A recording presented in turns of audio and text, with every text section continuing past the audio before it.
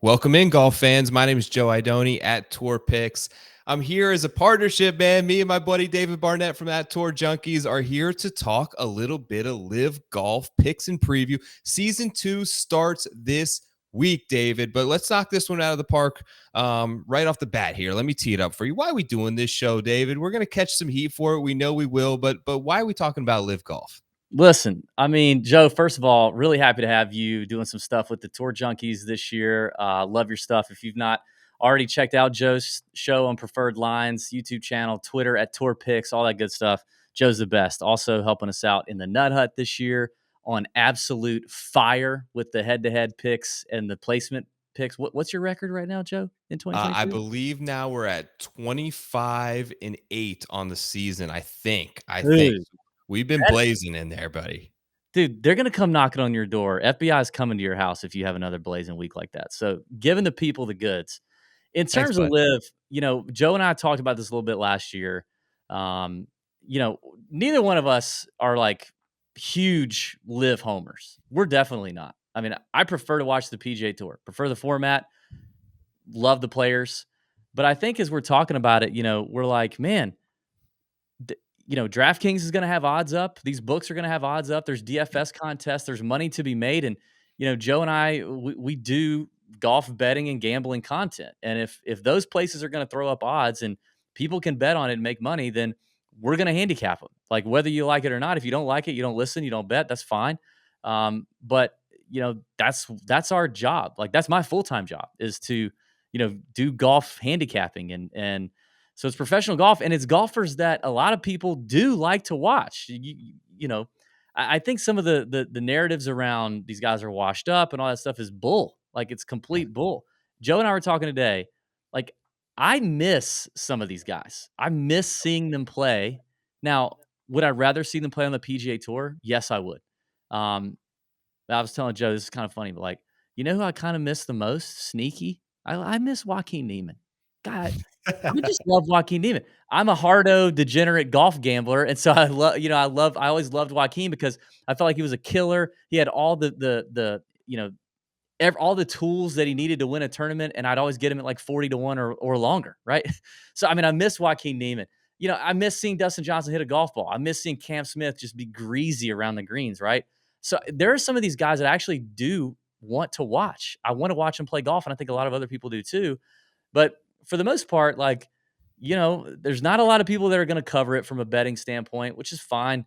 And Joe's right. We're probably going to take some heat for it. But again, this is not like us saying, we're going to carry the live flag all, and just be the biggest. No, we're actually tonight, we're going to start off making fun of them because they do some funny stuff. But, Yeah. we're in the business of handicapping golf. So that's what we're going to do. If you don't want to bet on it, you don't have to bet on it. You don't have to listen to the show. But DraftKings, all these other books are putting up odds. We're going to talk about it. And I think the other thing, and maybe you can speak to this, is you and I both went to an event last year. Yes. You went because you went to one right in your backyard with your family. You took your little boy, your wife, and you had a slightly different experience than I did. I went as a member of the media to see kind of behind the scenes how the sauce was made. We have friends on Live. I didn't mention that. I mean, Charles Howell III and HV3 are friends of ours. Like we text them, we talk. Pat grew up with Charles Howell. We're still friends with these guys. Yeah. So I kind of did that, and we both have those experiences that we're going off of here. Yeah, absolutely. Look, I think you nailed it. I'm a big proponent of like staying in my lane and understanding I don't know everything. So my lane right now is trying to handicap and predict and having fun with professional golf. And this is that, right? My lane has never been like the political landscape or the Right. social ramifications of this thing, which I understand are there, and those will some people will immediately tune it out because of that. Like you mentioned, we're in the business of covering professional golf, and this thing is evolving constantly. The world of professional golf has changed more in the last 12 months than it probably did in the last 20 years. This thing is evolving. We're at season 2. They still have some of the best players in the world. They added some depth to their roster. They're trying to make changes. You mentioned we both went to an event. Like, there's parts of it where I felt lacked a little bit of the competitive spirit that I maybe wanted to see as a fan, but there were also parts of it. My son was 6 years old, absolutely had the time of his life. We go to the Honda Classic every year. I'm going this week. I'm probably going to bring him on Saturday. He'd much rather go to LIV Golf Miami. My wife as well. Like, they had a great time. They make it a family experience. I think that they're starting to sort of embrace what they are, and who that they're gearing their product toward. And maybe it's not like hardo, long-standing golf fans who are sweating it out on 8:30 a.m. when their guy's 2:30 over par on a Thursday. Maybe it's trying to embrace some of this family stuff, but ultimately, I think, DB, you nailed it. And we're going to cover this thing. It's still some of the best players in the world. We're still going to see them now. I believe is been confirmed at all 4 major championships. If it hasn't been confirmed at all 4, they're going to get into all 4. Yeah. The majors would be stupid to not allow these guys to play this event and have the giant ratings boost of PGA versus LIV at their tournament. They'd be fools not to. So you're right. I want to make it clear that, like, we're not members of like the LIV Golf team. We're doing this because we like talking about professional golf, and that's what this is, and that's kind of what we're here to bring to the people. Yeah, I'm glad you said that. Yeah, just so we're clear, LIV is paying us nothing. Okay, Yeah. they're paying us nothing, and I think you bring up an interesting point with how they run their events. I was looking, I saw something on social media today, something they were doing, and listen, some of their stuff, some of the concerts and some of the parties, they look they look outlandish, they look crazy, but being on site at a tournament, I do think, if you enjoy the waste management, right? LIV's not necessarily going to give you the waste management every week, but LIV is a hell of a lot closer to the waste management every other week of the year than the PGA Tour is every other week of the year, and maybe that changes. But the vibes at a LIV event are very different, and I think you said it Mhm. well. Like, is our dad going to want to go and watch it? No, he's not going to like that there's music playing during a tournament round. I remember, walking with Charles Howell in Miami in the practice round and going, "Hey, does the music play during the tournament?" He's like, "Yeah," and I was like, "How do you feel about that?" Like, Charles, Charles is in his 40s. Like, Yeah. you played golf Right. a long time at the PGA Tour. Are you okay with that? And he's like, it's kind of weird the first like week or so, but now I kind of like it. Like, I listen to music when I play at home. My kids listen to music when they play. I kind of like it. It's not super loud. It's not like, drowning out anything, but it just kind of gives a level of volume and it relaxes the atmosphere a little bit. And say what you want about it. I mean, it is a different vibe. And to Totally. speak to, because I know this is going to be one of the first comments, because you just said this is a professional golf tournament. The thing you see on social media is this is an exhibition. This is an exhibition. And I hate the 54 holes. I hate tournaments that don't have a cut. And that's Mhm. straight out of my degenerate gambling heart. I would much prefer a cut. Okay. So I don't like it. But I hate to tell you, like, having been there, I saw these guys in practice rounds grinding, because you know why? They're getting paid. They get paid a lot when they win. Yep. And they're still very competitive people just by Yeah. nature. They're competitive. And I think even more so now, there's some of these guys that are going to have an extra chip on their shoulder because of the LIV, the perception of LIV. Yeah.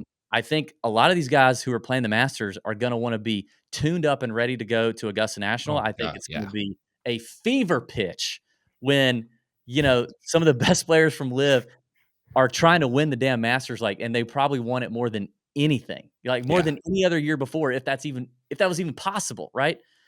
So I disagree. It's not an exhibition. It is No. it I is different. It is different, and I don't love some of the boundaries they play in. But this is professional golf at a really freaking high level. Yep. Totally agree with you there. What I saw was guys going out there and trying their best, guys working on the range before and after. It wasn't showing up with, a Corona, like trying to, they care. Right. And like, you could argue that it's even more motivating for them, like you said, when they pull into Augusta, because they made this decision. They have to take the heat. They know that a lot's riding on it, and this is their chance to kind of show out. So I think that these guys are well prepared, and they're professional athletes, and they're used to a PGA Tour routine. Now, has that changed a little bit? Sure. But does that mean they're just showing up here off of 2 weeks on a family vacation to hit a couple balls and make a couple million? I don't believe that to be true. No, I mean, HV3, when I asked HV3, I was like, dude, Be real. Like, do you take it as serious? And he's like, bro, they still give you a $4 million check if you win. Like, Yeah. hell yeah, I take it serious. Like, as serious as HV3 takes it. Cause I mean, Right. if you've hung out with him, if you've watched him play a practice round and watched him play a tournament round, like, it ain't much different. Like, he loves to have fun. So, Yeah. but they're still playing for a lot of money that they make if they win. And these guys clearly want the money. So they're playing and they're competitive and they want to win, and they want to put out a good product. So it's not an exhibition to me. Me Is either, that man. kind of All the right. So complicated stuff? before we get into kind of the gambling odds, and I'm going to talk a little bit about El Chameleon, which we have some familiarity with, which is interesting that they sort of nabbed that course from the PGA Tour as well. Let's start with have a little fun to start this thing off, and we're not afraid to I'm not afraid to poke fun at the PGA Tour at all. So we're No. certainly not going to shy away from poking a little fun at LIV. Let's start with a little segment. I just thought of this on the fly, DB. We're going to coin this segment "Live a Little." Mm, You like that? I like it. I like All it. right. I see So what I'll you did let you start. Give me like just something fun or comical that you found from sort of the live golf content that you've seen put out there this week. there. Dude, I mean, okay, last week we had the team rebranding stuff, Yeah. and listen, you're kind of a brand guy, like, and you have such a good eye, Joe, like your graphic design abilities, and you don't give yourself enough credit for them, but they're pretty damn good. But you work in like the branding and marketing space. I've dabbled a little bit in that. I mean, damn. I mean, our logo is a blind squirrel. Okay, so I'm all for having a slightly irreverent golf brand. For the life of me, I don't understand how people sat in a room and agreed upon range goats. I just don't believe it. And then whatever Bubba's going around saying about like stay grazing or something, Yeah. Yeah. that that actually does play into the idea that you guys aren't really taking this very seriously. A range goat? Why do you want to be? And then, like, what did they try to say goat stood for? It was actually, I remember when Bubba was like, Golfers on a team. what? Like, everyone knows GOAT is greatest of all time. I remember when I was watching that video last week for the first time, he's literally saying it, and I'm like, "Oh, he's about to say greatest of all time." Yeah. And then in my mind, I'm already going like, "Why would you wanna be the greatest of all time on the range?" That doesn't I don't get that. And then he's like, "Golfers on a team." The fuck? What? Yeah. That made no sense to me. And then the logo, that one is weird, okay? That one's weird. But for the most part, if I'm honest, like, I kinda think the rest of the branding at least is an upgrade from what we had last year was clip art. Yeah. It was clip art. Totally. What are your thoughts? You're the Well, brand I wanted to ask you too about because I saw you tweet this out earlier about the thing where they're doing like a generator to pick your favorite team because I All right, thought that was hysterical. dude, let's get into this. I think this is the most whoever brought this idea up, they need to be fired, or they have pictures on somebody. There's some sort of blackmail situation going on. I think this is the lamest idea possibly that Liv has come up with. I'm gonna share the screen. Okay. Find my team. So if you go to live.com and you're just, I don't know, you're a 12-year-old boy and you're like, I want to be a fan of somebody on Live. I don't know who does this. I don't know which person does this because if I were to find my team, I want to know, I just want to see the players. And I'm Yeah. going to go, Yeah. oh, I like those Exactly. guys. I like those guys. And I kind of like that logo. Sure. I might rock the goat on I don't know. But this is amazing. So let's just walk. I'm going to try to go through it quickly. In fact, you know what I'm going to try to do? Let's test this, Joe. All right. I did a TikTok and an Instagram reel on this, and I did my actual selections, like what I would choose, and it spit out a certain team, and it literally couldn't have spit out a team that was captained by the player that I am on record for the last 3 years of absolutely just hating. Okay, and it spit him out. So I now know. So good. I want to hit the same buttons and see how accurate the team picker is. Okay, so See here if we go. it's just totally random. Yeah, select my team. Oh, wait a minute. Hold on. Where's the damn thing? Hold on. I've already messed this up. Hold on. Oh, Select you oh, did already have a team. team picker. Oh yeah, my bad. Okay, start now. Okay, what motivates you? Okay, Okay. we could do an entire show on this, Joe. We really On could. this slide right It's here. gonna Yeah. be hard on all this. It's gonna be hard for me not to make this go quickly. I just said winning because I like winning money. I want to win money, so I'm gonna win. I'm gonna do win. I'm gonna go next. All right. What animal do you most identify with? I I said stallion because my wife refers to me as a stallion. Okay. Yep. I mean, which shot gets you out of your seat? This one, I was like, literally none of them, unless it's like Tiger and it's the moment that gets me out of my seat. I mean, I can see a great putt. So I just went with spectacular save because I do find myself maybe more impressed with like wizardry around the green or out of some really terrible lie. So I went there. This one, how do you celebrate a winning putt? Composed wave? And they put a blonde chick from an Yeah. American Eagle ad just doing this? What are we doing? And then these 2 boys, I don't know what they're doing. This guy looks like he's a villain from a Marvel character. What are these boots? I don't Does he understand have any of it. pants on? Is it Peter Pan? Is it I don't know. So I went with fist pump because I thought about, okay, if I make a good shot on the course, what do I do? I give it one of those. So I Yeah, that did the ain't even fist a pump. fist pump there, though. It's not. What is he doing? Is he getting ready to ascend? Okay, pick your ideal golf course. This one I was like, okay, well, the only one I've ever freaking heard of is Mayakoba. I know they played Cedar Ridge last year, but I didn't watch it. So then I was like, well, ideal for me is the one that looks wide ass open, so I can just not worry about losing golf balls. So I went with the Grange, wherever that is. Shout out. Which color speaks to you? And it's spelled the other way. I don't know. Mhm. I'm a red guy, so this one was easy. I love anything in red. This one, what's your golf shirt style? I mean, I think you could kind of tell Yeah, if you've seen any of my content. So I we went know with your loud. style. What music gets you in the zone? I like this question. This is a good question. Yeah. Easy question for me when I thought about it as it relates to golf. So for me, it's hip hop. 90s hip hop, Tupac, uh, Dre, getting into 50 Cent, Eminem, that kind of stuff. How this is going to help me determine how to pick a team, I literally have no effing clue. Had this been like an Orgain milkshake or something, I would have been like, "Oh, I know where that's gonna take me," or I don't know. But I'm from the South. I like the pulled pork. I want the barbecue, so I did that. And yep, this Yep. is what There it we is. go.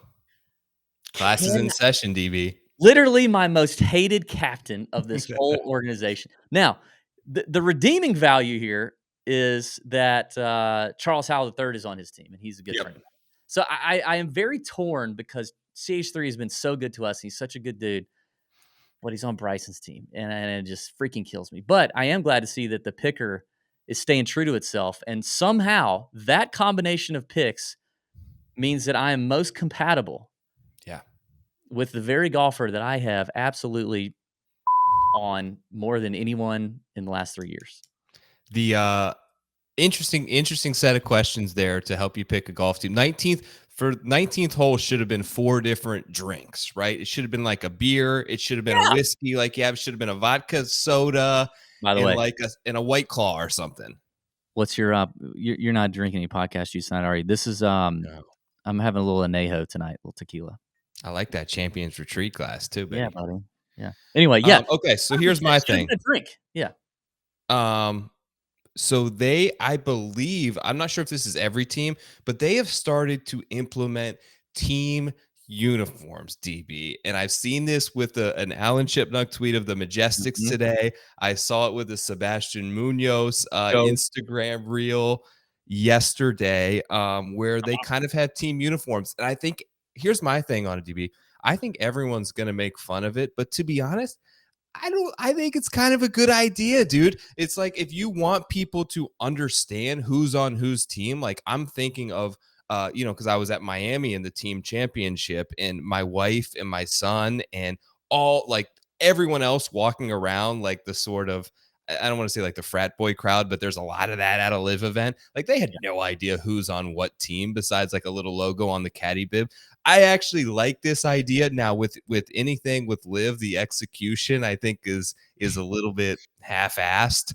But I think Which that is wild. If you have $4 billion that you're gonna spend in 2 years and you do anything half-assed? they should have sick uniforms. Yeah. But I think it's kind of a cool idea to like have them out there in team uni so you could tell different parts of the course, like who's on torque. I think that is a good concept for them, but I thought it was interesting to see. It'll be interesting to see how it's implemented and if it's every team or just ones that choose to. at this point, like, don't you think you have to, if you're LIV, you have got to now, like, realize, and maybe they already have, like, you really have to differentiate yourself greatly from the PGA Tour and lean heavily into the team thing. Yeah. Because now that you're not drawing the top talent that you said you were gonna draw, like last fall, last winter when Greg Norman said they were gonna have 7 of the top 20 players in the world, they didn't do that. Yes, they added some depth, some nice depth, guys that I wish hadn't left. Like, I hate to see Mito Pereira go, right? Mhm. In a very strange, sadistic way, I've been doing this since 2015. I'm gonna miss Brendan Steele. Like, a part of me is gonna miss losing money and also being excited about Brendan Steele every single week because I kind of find myself playing him a lot over the last 8 years. I don't know. It's very weird, but it's what is it? Stockholm syndrome where you fall in love with Yeah. your abuser? It's maybe that. But I don't. They've got to lean into, they're not gonna compete with the PGA Tour in terms of, "We're gonna have the best players in golf over."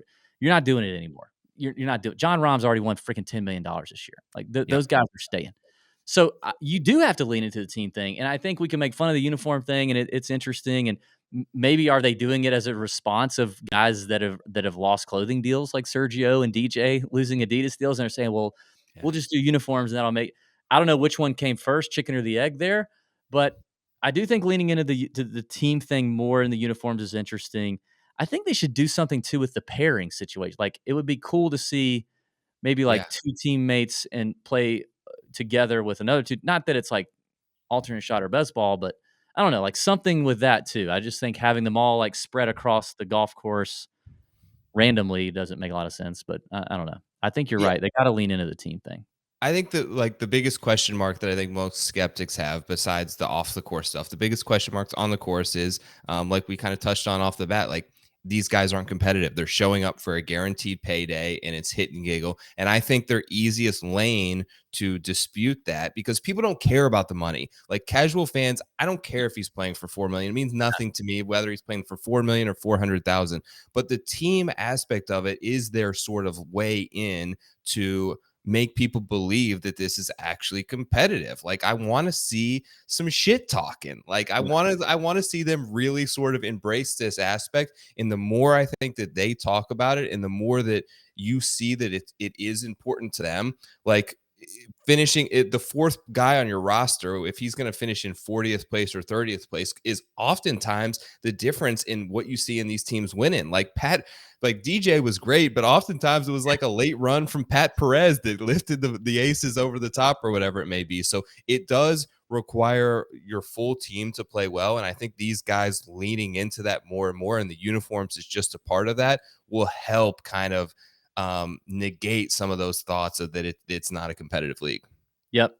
Yep, I agree. I mean, I threw up a quick picture there you were talking about. So I think this is what team is this? The The Majestics? Majestics.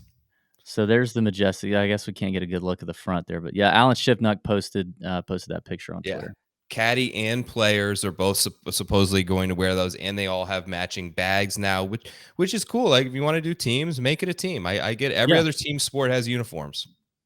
Yeah, I think they've got to do a better job too of like staying consistent. Like the rosters need to be consistent this year. They don't need to be back and forth. There've been some moves, obviously. They need to be consistent, and I think Liv needs to do a good job up front this season of kind of explaining, as they acquire new players, like how that happens, like the Totally. insides of how that happens would be interesting. Um, I had heard last year from Charles that trades were a thing or possibly going to be a thing between teams at one point. Who knows? I mean, I just think they really have to lean into that whole concept. Yep, show us. Like I want to know, Yeah. show us the behind the scenes stuff, like hard knock. Like I want to know Yeah. how Taylor Gooch got cut from the Four Aces team. Like how did that happen? Was he traded, or did just like a Live Golf higher up be like, you're on this team this year? So I think showing us that kind of stuff. But let's talk about the course a little bit. So we Okay. get El Camaleon. They snagged basically a PGA Tour regular, long-standing stop, which is kind of nice for us from a standpoint because we have some familiarity with it. We know what it takes to succeed, and I think that was a little bit of a hurdle for a lot of people last year in betting Live, is the unknown factor of the course. They weren't real up front early with like how it's going to play with stats and rough and greens, all this kind of stuff that we like to get into. We get El Camaleon, par 71, just over 7,000 yards. Greg Norman, architect, designer of the golf course, which I think probably has something to do with how they got this one. But we see it all the time. Coastal paspalum greens, which are very unique and oftentimes very slow there. We get the cave bunker that we see every year, the 3 par 5s. I believe we're going to play a little bit longer this week, it looks like, on the LIV scorecard than we had on the PGA Tour scorecard, but should be totally reachable. But like El Camaleon is a place you got to be in the fairway because they have that like mangroves and stuff like Yep. that you get a little bit offline and you're re-teeing, bud. Your ball is gone. Yep. Yep. The old mangroves, right? Yeah, very familiar with this place. Russell Henley just won it in the fall. Yep. But yeah, there's some names in here in the field that have done quite well at this golf course. Now, unfortunately, from the days on the PGA Tour, we never got shot link data, Yeah. so we don't have strokes gain metrics or anything like that. But I think you're right. I mean, it's not a course that you necessarily have to be long on. It's certainly going to help. Right. Could get a little windy or breezy. I haven't really looked at weather conditions. I probably should do that. But yeah, other than that, I mean, you just better make a bunch of birdies.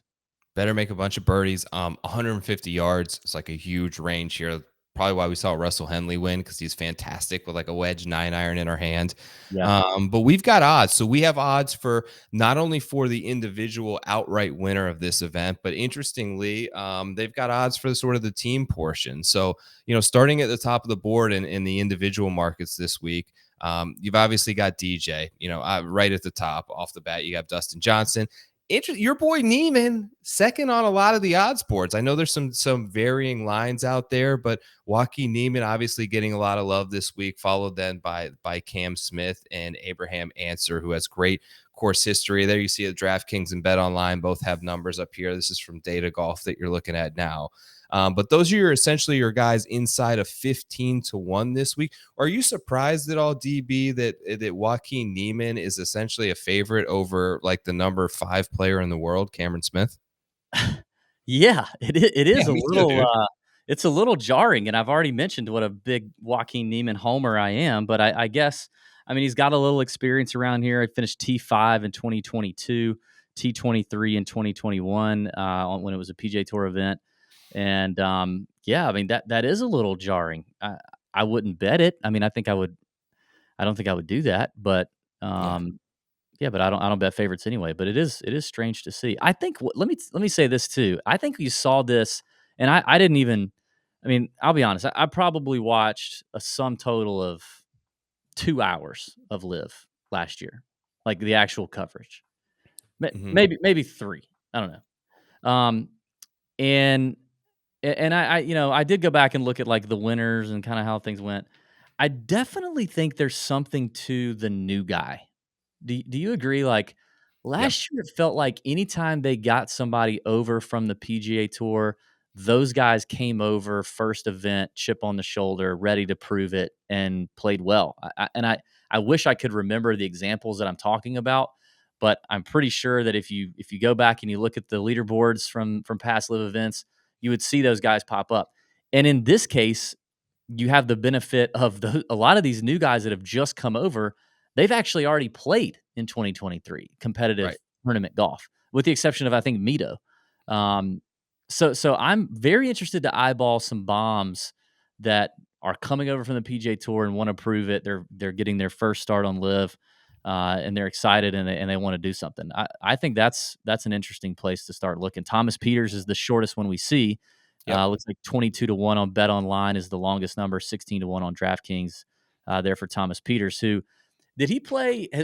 Has he played? Let me look at the World Golf Ranking. Do you know off the top of your head if he's played DP World Tour events already in 2023? Yeah, he's played a couple. Yeah, Okay, you can pull him up there, but I know that he's down played a for him. couple. But I think more to your point, I totally agree with you. Like, I think that was kind of my strategy, and I didn't necessarily get it right last year, but last year it felt honestly like it was either a guy at the very top, like DJ, or you kind of wanted to go in that bomb range, which we Yeah, love betting. I mean, we saw Charles Schwartzel win the opening one. He had come off a couple of nice PGA Tour starts right before that first event in London. Henrik Stenson is another one that came to mind of a guy who was playing kind of through that Florida swing and not playing great on the PGA Tour, but then made the jump, right? He caught all this shit because he was no longer the Ryder Cup captain, and he kind of gave that up, and then he shows up in wins and LIV at like 100-1, I think, in Bedminster. So yeah, there you go. were, That's a good example.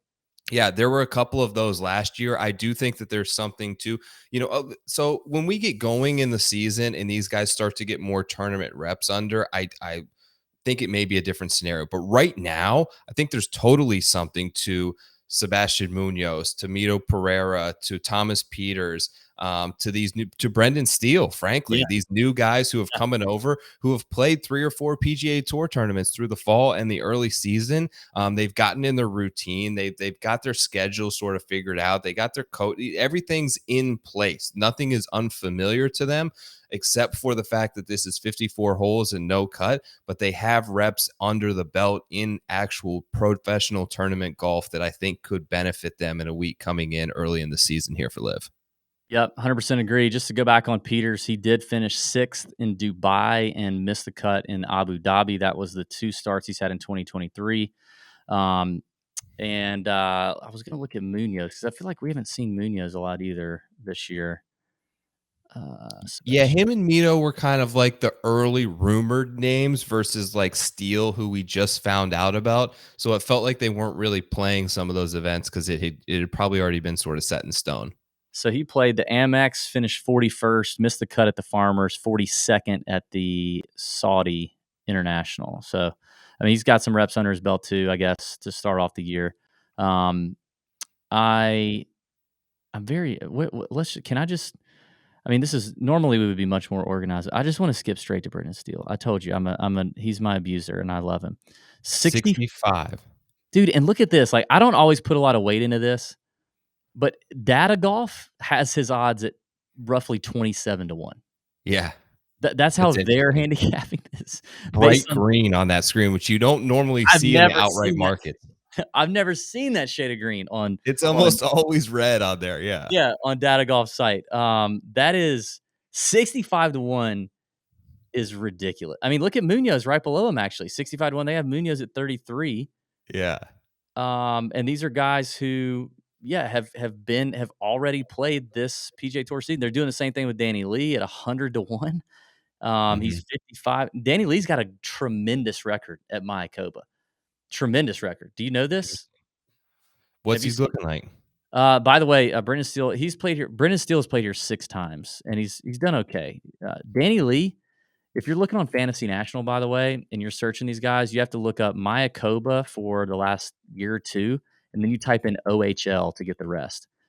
So he finished. Look at Brendan Steele's difference in Bet Online and DraftKings. Like he's 28-1 on one book and 65-1 over on DraftKings. Dude, and this is kind of the wild, wild west of LIV in the betting space. Is there are things you can probably take advantage of as a bettor. There's edges, Danny Lee finished 7th here in 2021.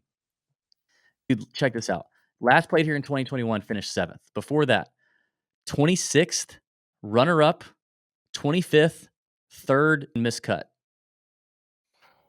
So a runner-up, a 3rd, a 26th, a 25th, and a 7th in his last 6 attempts at the OHL. And he's 100-1. What is he on? What's his difference on? Where'd he go? Am I missing him? Where's Danny Lee? Oh, there he is. He's 45-1 on Bet Online. DraftKings giving you 100-1. I wonder if that's. Should we double check that? Like maybe it's not updated or something. That seems outrageous. I'll try to bring it up on my other screen here. It does seem like a big jump. There's a lot of those on there. What about this mid-range? So I wanted, I think like everyone, right? I wanted to kind of bet Abe Answer, obviously coming off the win, and his course history at Mayakoba is fantastic. Yeah. You have sort of the narratives of just wanting to play well in Mexico or whatever it is. You can't bet him 11-1. I don't feel like, not when Cam Smith is there at basically the same number. No, Two different players. I agree. I like this range of I wish the number was a little bit better on Mito, but I'll tell you who I took, DB. Mhm. 30-1 on Brooks Koepka. Stop. I did. Uh, yeah. I All mean, right, here's my thing. I think there's a mystery always around Brooks, right? And a lot of it comes down to health. mhm, I think that he's healthy now. I love the fact that he got back with it was at the Boston event where he ditched his coach. He went back to Claude Harmon III, who he mhm. won all 4 major championships with, and he won about a month later in Singapore. Now he won a live event. I get there's criticism Yeah. there. I get he played horrible in a couple of Asian tour events. Whatever, it's Brooks. I also think that on the whole, I think he's the third best player that Liv has on their roster. I think it's DJ, Cam, and I think Brooks is the third best player that they have. You could argue Joaquin Neiman, but I think when Brooks is healthy and finds a little bit of a swing, Yeah. he's the guy that can go out there and compete at all 4 major championships. We know this. And it's a 30-1 on Brooks at a shortened field. I'm okay betting that. I mean, Brooks and Bryson was frankly a huge number this week as well. I I took would Brooks. yeah, I I'd took much rather have Louis. Brooks and Bryson. Yep. Di Louis was my other one. Louis? What's his number? I didn't see I that. got 33-1 earlier today on Louis. So he's 35 on DK, at least Data Golf's reporting him at 35 and Bet Online at 33. With Brooks, here's what I think about Brooks. He is getting so much shit about his Netflix episode.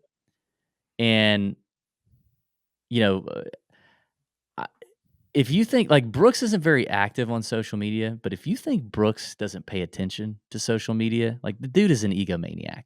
He is. Yeah. He I guarantee you, because he is the one that's gonna say he doesn't care, he doesn't read it, he doesn't look at it, he doesn't read the headlines, he doesn't read the tweets. He's He's gonna lying. say that. He is lying. He Yeah. reads all of it. He looks at all of it. He looks at all of Kyle Porter's tweets. He looks at all of their tweets, right? He cares. He cares when they're talking about him. He searches his name. I guarantee you. And I bet you he's found a new little motivator. I mean, I could see him finding that as an extra little bit of motivation that he needs, and we all know that all Brooks needs is a little motivation. Like that's why he was so Little chip. motivated at the majors. Really? I mean, Yeah. so unless he's hurt, that's the only issue. I don't think he's hurt. You Probably could not. He's been off question. for months, right? Yeah, he hasn't golfed in months. Yeah, he's had a lighter schedule. He's been practicing. I look like it's just an upside thing for me. It's hard to motivation is always a thing with Brooks, and we would always talk. He was like the one player we would always talk about on the PGA Tour events. Like, does he want to be here? Like, we wouldn't say that about anybody else, but we'd say it about Brooks. You kind of have those question marks that you could bring up, and we don't know the answer, but you could bring that up about anyone in this field, Yeah, right? So it's yeah. not really a downgrade in the sense to Brooks. You could say that about Cam. You could say that about DJ. Has he been practicing? Does he really care about winning Mayakoba?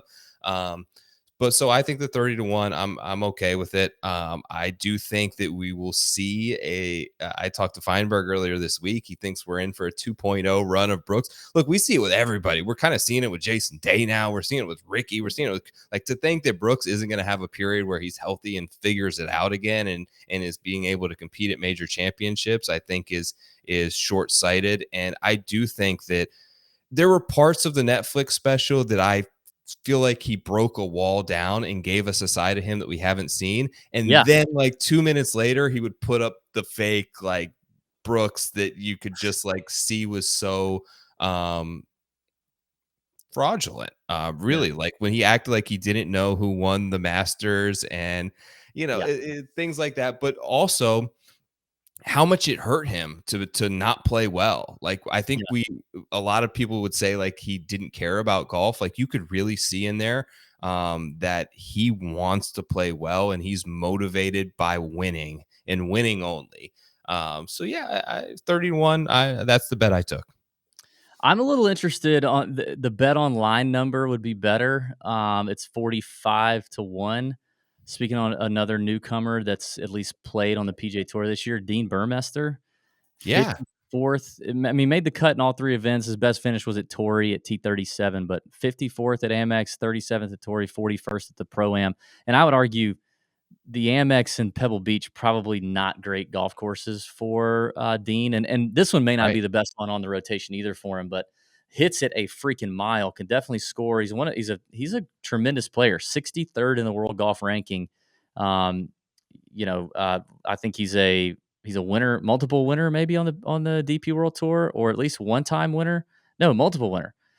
Yeah, multiple winner on the DP World Tour. So I mean, that guy's interesting at 45-1. I kind of like him. Yep. Who else we got on there? I talked about Louis briefly. I don't. Same thing with Brooks. I think that when he's playing well, is one of the better players that they have on their roster. Didn't play well all of last season, but I mean, I can't. I'm not ready to write him off at having 13 more points on the odds board than Mito Pereira. Like, this isn't really a shot at Mito, but you can't list me at, a Mito at 20-1 and Sergio Garcia at 20-1 and Taylor Gooch at 22-1, and then give me Louis at 33 and expect me not to bet it. Yeah. I agree with you on Louis. I think the Louis number is interesting. We saw the South Africans have a pretty good year last year. I think those boys played with a little chip on their shoulder too. Yeah. So scrolling down the board a little bit more, I like Jason Kokrak's a little sneaky. 50-1 on DraftKings. Data Golf's giving you a little green. Let me see here. Data Golf's giving you a little green shade up here up top on Jason Kokrak. They have him at 40-1. Kokrak played the OHL Classic at Mayakoba 4 times in 14, 15, 16, and 17. Finished 45th, 15th, 17th, and 16th. We know he's a ball striker. We know he can make birdies. He can score. He can do his thing. I mean, the guy's a 3-time PGA Tour winner. So I think Kokrak at 50-1 is interesting. Who else? Steele is automatic. I've already talked about him. 65. I like Steele. I'm gonna make that bet when we get off here. I wonder if Bubba's. I thought about that. Yeah, when I was in Miami, the round I walked with HV3, and I walked in the roast with these guys. Like I was up close and personal. So I saw everything. I heard everything. Bubba was cleared at that point to hit shots, full shots, but he could not. They were not allowing him to hit his driver because he would go too hard. But the full shots he was hitting were pretty good, and I mean that was in October, was that? So I mean, I would imagine he's probably ready to go, but it's been a little bit since he's played some tournament golf. Data Golf has him at 49-1. DK has him at 70. Seems interesting. It's Bubba, right? He's gonna be like, look, he hasn't played golf in like a year. Like he's gonna be fired up to play. Yeah, that's true. He's got his new team he's launching. He's a captain. He's probably the highest odds of any of the captains on here. But yeah, look, I can see an avenue toward the one guy all the way down in bomb range. I already know you're gonna make fun of me for this one. 180-1 Cameron Tringale. No, dude, I would not make fun of you for that. 180-1. That's what this is showing right here. I don't see it. I'm looking at Bet Online. And he's 80-1, 180. So here's some insight. I go to get fitted by this guy in Jupiter for new irons. This is 2 weeks. Last Friday. I've never had a good golf club fitting experience, but this guy came highly recommended. He's got pictures. I go in there of Ernie Els and all these guys that he fitted for clubs. So he was legit, right? And I started talking to him about what I do. And I was like, we were basically talking about how it's amazing how many PGA Tour players like are sort of unaware of a lot of the strokes gain data and stats and where they're not good and where they are good. And he was like, you won't believe this. A month ago, I had Cam Tringale in here, and he was playing the most amateur set of fitted clubs I'd ever seen in my life. He's like, all of his weights and lies were totally off, and he's wondering why he wasn't playing well. And I fixed them, and he was like, it was amazing. The guy was absolutely flushing it and like telling me I'm a savior and all this stuff. And I was like, okay. I put a note in my mind right then. I'm like, I'm betting Cam Tringale at Mayakoba. And then I see 180-1. He ain't that bad. Dude, 180 is crazy. Listen, I mean, you and I have been doing this long enough. We have bet Cam Tringali at 50 to 1 in Yeah. PGA Tour events. Like, and we've been waiting on the dude to win for forever. He's got 3 runner-ups.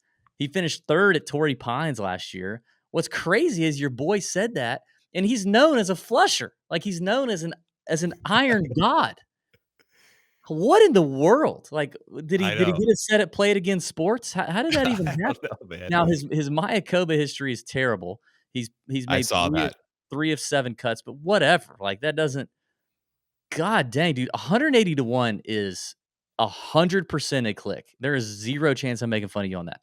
Yep, there's 54 players here, and is he? I think he's a crusher. Is he on your favorite team? Hell if I know, but I mean, dude, hold on. No, he's not a crusher. I got the teams pulled up here. Oh, he's on Phil's team, I He's a think, high right? flyer. He's a high He's a flyer. high flyer. Yeah, With that's my right. boy Brendan Steele. God, I may just go balls deep into high flyers with Tringali and Steele this week and just let it Let's ride. pull up the team odds. All right, let me. Oh, I don't have the team odds. Where? Oh, you have the team odds. I have them up. Let me try to share my screen right Okay. here. Give me just 1 second. Golly, 180 is crazy. That's crazy. And you know he's going to win a LIV event. And then everybody's going to be like, oh, we waited on your ass for 10 years to win on the PGA Tour. You couldn't get it done, which is true. I mean, he owes me a lot of money. Dude, Yeah. In all seriousness, at 180 to 1, if I put like $5 on that and he wins, I literally Positive ROI. I'm in the black with Cameron Tringali. Yeah, dude. Do you have to? I tried sharing it. Do you have to? Oh, yeah, here it is. Sorry. Okay, cool.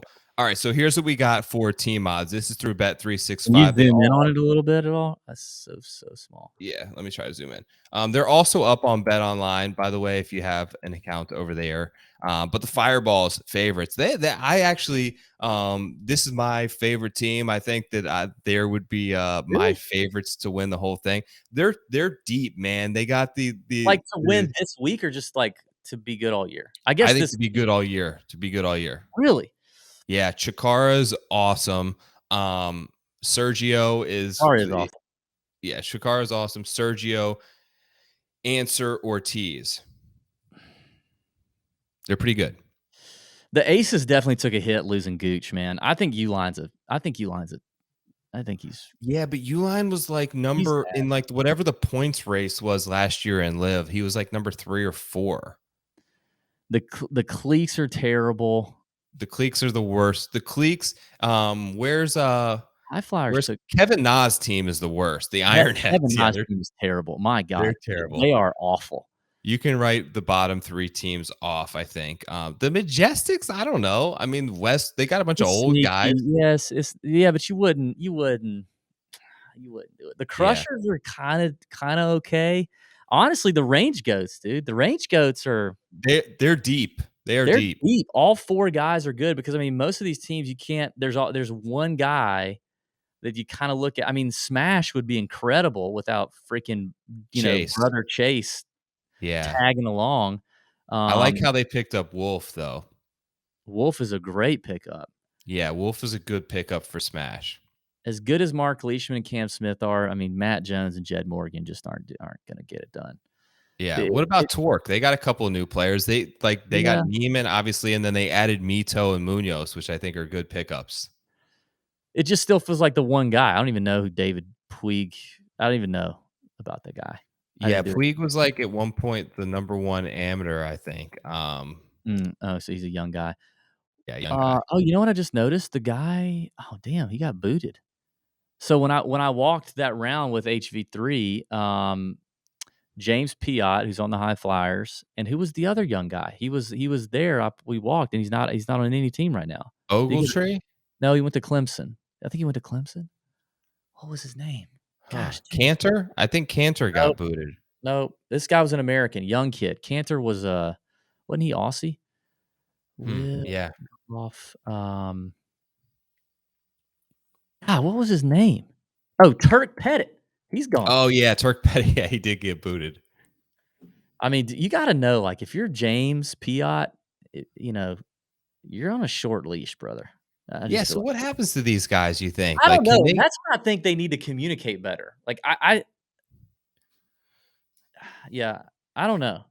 You know what the biggest miss is, I think, is the DP World Tour is just content with getting absolutely bent over by Jay Monahan and the PGA Tour. And this was like a godsend for them. Like the fact that they like, okay, we're gonna like their PGA Tour is like, we're gonna co-sanction events with you. Okay, cool. We're gonna do the Scottish Open. Everyone plays the Scottish Open anyways. That's not like a benefit to the DP Yep. World Tour, and they're doing nothing over here. Like the Honda would be a great one to be like, okay, let's do it. We're not going to host a DP World Tour. Let's make that a co-sanctioned event. We're doing nothing for them in the States. Like their move, in my opinion, was to be like, we'll take the LIV guys. Can you Yeah. imagine their viewership numbers and attendance numbers, how they would spike if they had Reed and Brooks and DJ and Cam and Bryson and Sergio, if they just brought them on to all their events? And I think the only thing holding them back is the PGA Tour is like, no, you can't do that, or else we're going to like not support you. But Yeah. they don't support them anyways. They want to take all their good players. They've been bending them over, like I said, for the last 15 years. This was like, I would love to see these guys be able to get into some of those events. Yeah, that could have been good. I mean, I don't know what I don't understand enough about the relationship or how things work on the PGA Tour and the priority rankings, and all that. I don't understand enough about how all that works to be able to truly say how complex it may be. But I do agree. It looks like they may have missed an opportunity. I was looking on these teams again though, so I got two teams. I think if I were going to bet on a team, I like the odds, the number on either Torque at 6-1 because you get you get the Latino flair Yep. and studs, and those guys are going to want to do their thing in Mexico. Even though I don't think any of them are from Mexico, right? They're none of them are. I don't know where David Puig is from, but you get the Latino vibes, right? Um, but the next one would be Smash at 9-1, like nine to That's one. the best odds, I think. 9-1 for that team. God dang it, Chase Koepka. But for that team is interesting. The range goats are intriguing, but Bubba's a big question mark, you know? So Bubba's the worst player on their team, I think. Yeah, I agree. Depending, I mean, they've got Harold, they've got Gooch, and they've got Peters. Like Yeah. Gooch and Peters are the two best pickups of this whole sort of switch around, I think. So Yeah. that's good. They've got Harold, and if Bubba can play well, that's a deep roster of like all four of those guys could be like top 15 in this event. Yep. I agree. Pat Perez has won at Mayakoba before. I So I know. wonder, Pass Pal and Pat. dude. I wonder. Yeah, past. I wonder what he's been doing. Like, I mean, I dude, know. you were borderline embarrassing last year. Like, can you pick it up a little bit? Like, act like you give a little bit. Like, you know what I mean? Like, maybe he. What if there was ever a time to think that Pat might play well this year? Maybe this is it at Mayakoba with Pascal, baby. I don't know, but then Yeah. again, it's Pat Perez. I don't think Old you can. boy had himself a year. He had himself a good time. As someone who stayed at Live Golf Miami for the Chain Smokers show, Pat Perez had himself a good time on that stage. Yeah, he had a Is that little you, Joe? gritty going on too. Oh, he had the gritty going? He had a little gritty going across the stage. Yeah, the people were loving it. He was spraying people with champagne. He was having a Oh, time. wow. I don't think I like Pat Perez very much, but, um, yeah, I think that's probably all I got on the teams. The South African team maybe to another kinda sneaky, Yep. s Burmeister, a good ad. spin. Like if you look at the fourth player on each team, that's Mhm. where I like Burmeister. That's where I like Yeah, Peters being your fourth. Like when you've got Kepka or Puig or yeah. Danny, some of those. Jed Morgan. Yes, Sawan Kim is the one on Ironheads I don't that's even know gonna who that is, dude. dude, that's, I had a viral TikTok on that guy last year because he shot like a 84 in a round 1 of a live event, and then he shot like a 68 the next day or something. Really? Oh Yeah, God, yeah. Suwon Kim. All right, dude. Well, what do you think? You want to look at DraftKings? Yeah, you wanna pull up some DFS here? Let me Yeah, let's just look at the pricing. We'll kind of talk through each range, and then I mean, first of all, you got the damn I mean, the contests are bleak, yes. but let's just let's just do a lineup here. Let's see, where am I? Oh, really? Hold on. They're gonna make you put in your social on the screen. Why is it doing that? Hold on. Come on, DK. Don't do me like that. I was just in here. Do you have to do that? I mean, I feel like I have to log into DraftKings all the damn time. I had to log in. I never got hit with that, like the phone number Yeah, and what stuff. was that? I didn't even. Okay, now I'm in, and it didn't ask me any of that. Okay. All right. Let me pull this up. Let me pull this back up. Get rid of that. Share my screen. Okay. Okay. So DJ 11-8, Neiman. This is your deal here. I mean, we don't want to bet on Answer, but Answer. I was just gonna say, I think we start with Answer. It's not a bad play. 1,500 savings off DJ, yeah, and he's like what, like another point on the odds board. I like that. Can we scroll? I just want to go to the bottom. I just want to go straight to the bottom.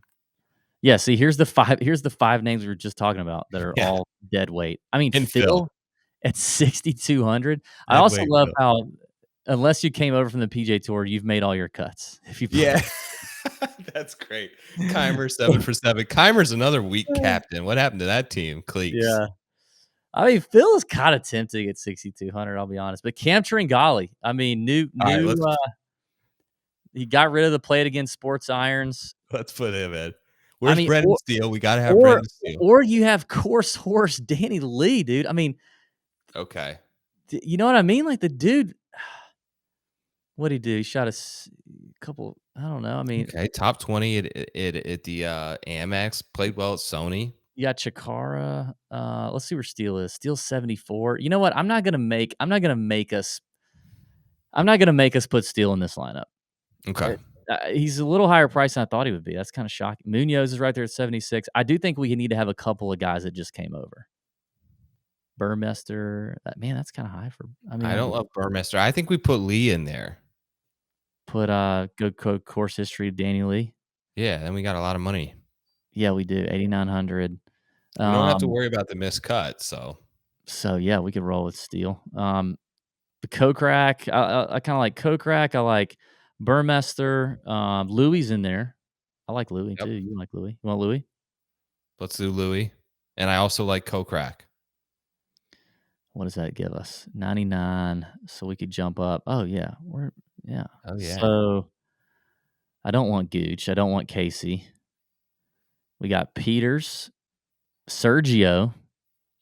Peters or Brooks? Oh gosh. I mean, I think I go Peters. I think so too. For DraftKings, yeah. Mm-hmm. Man, I mean, Bryson, what a fall for old Bryson. I know this. I don't know if he still is, but he was 45-1 in this event, which is crazy because he basically was playing terrible last year, and 16 to 20-1 were like the best odds you were getting on him at any LIV event last year. You know, we didn't even talk about the real course horse at Mayakoba is Carlos Ortiz. The dude has a runner-up last year, a runner-up in 2020, and a T8 in 2021. Carlos Ortiz loves this place. Now, the price is no bueno, but he does love this place. We haven't talked about him, so I feel like we had to get that out of there. Okay. So there we go. There's the joint lineup, me and Joe. Tour picks and DB. Combined. Love it, man. This was a ton of fun. I like talking about I like these guys, man. They got characters. They got names that are fun to talk about. They've got odds for team. They've got odds for individuals. They've got DraftKings stuff. So I do think that it's important and noteworthy to cover. And yeah, it was awesome to do it with you, buddy. It was, man. It was a lot of fun. You're right. I mean, they do have. I mean, we talked about the guys that we really like and that we've gotten used to handicapping, but we also didn't talk about the villains that are here. And I mean, I talked about Bryson. But P. Reed and Bryson, I mean Brooks to an extent. You can't tell me that these guys aren't interesting. They are, and they're still very good at golf. And I don't know what the future holds for LIV. obviously the world golf ranking points is a huge situation. If they don't get that, they're done. Um, Yeah. but they do still have some of the best players in the world playing on this thing. They don't have as many as they said they were going to get, and I don't think they're going to get a whole lot more. Yep. I Yeah, just, they didn't really get that top 20 name. They were kind of swimming around. They weren't able to land. But, they picked up some solid depth. They have good pieces. The team element is a good idea. The coverage is actually quality. Like, it's on YouTube. So I'll be interested to see how that transfers over to the CW. yeah. So that'll be something that'll be interesting to sort of monitor this week. But whatever they call it, the Peloton or the Pylon, whatever's the scoreboard, like they show you a lot of golf shots, which we asked for. A lot of the things that we bitch about the PGA Tour from a coverage standpoint, they have made an effort to kind of check that box, and we'll see if we see any improvements this year. I mean, at the same time, and thanks to them in a way, like, hasn't the PGA Tour coverage been way better this year? I mean, it definitely Yes. has. So it's improved. It's improved that. It's improved from that side. Dude, I don't know. I honestly, I gotta check on the CW. I don't know that I have the CW. Yeah, I know. I was just thinking that too. Now that you mention it, because I mean, I think everyone has it, but I have no idea what channel it is.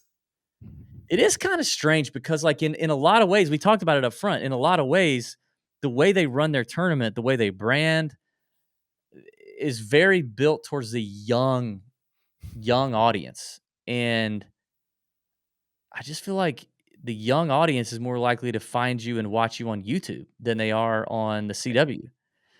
But I mean, being on TV is still like a thing Yeah. to, I don't know. I don't know. Yeah, but I may not have the CW. Like, I have YouTube TV. Me I don't too. watch That's a lot what of I got. TV.